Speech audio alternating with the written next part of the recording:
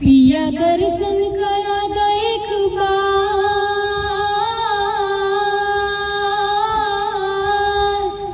पिया दर्शन करा द एक बार, चला ना घूमे दरबार शीतला माई की, ए पिया शीतला माई की। ये श्रद्धा दिल में अपार,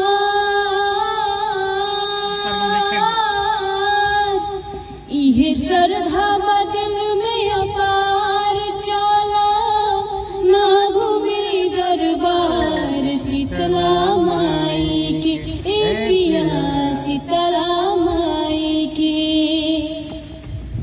अंतरा है माई के दर्शन खातिर नैन तरसे, जाएला धमा बड़ी मन हर से। माई के दर्शन खातिर नैन तरसे, जाएला धमा बड़ी मन हर से। माई के दर्शन खातिर नैन तरसे, जाएला धमा बड़ी मन हर से। रोज सपने में करेला दीदार,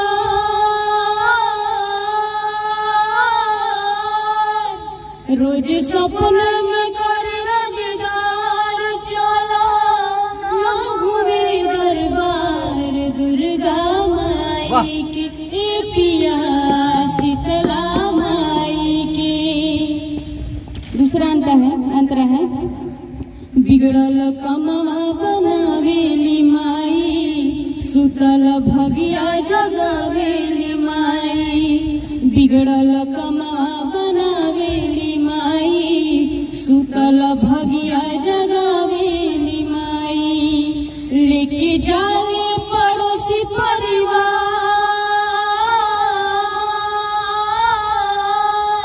लेके जाले पड़ोसी परिवार, चला ना घूमे दरबार शीतला माई के, ए पिया दुर्गा माई के।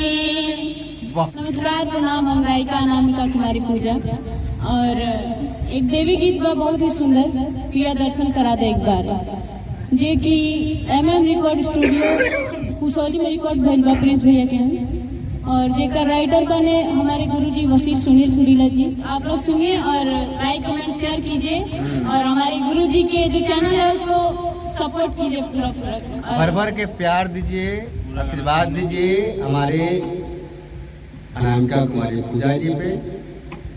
बहुत प्यारा गाती है बच्ची, प्रयास कर रही है, छोटा सा बड़ा सा। बस आप लोग का आशीर्वाद की कामना है, इन्हें आशीर्वाद को दीजिए कि खूब आगे बढ़े, जीवन में बहुत आगे तरक्की करें, और हमारा आशीर्वाद सदा है, और आप लोग का आशीर्वाद का ज़्यादा जरूरत है।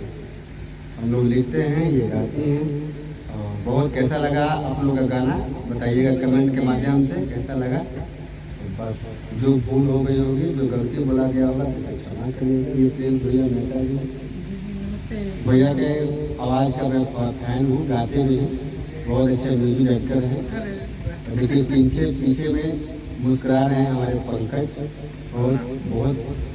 बहुत तगड़ा वाला हमारे मित्र हैं, और देखिए वो हमारे आशीर्वाद इस तरह बना रखेगा। जय माता दी, हर हर महादेव। हर महादेव। समाप्त करते हैं हम लोग।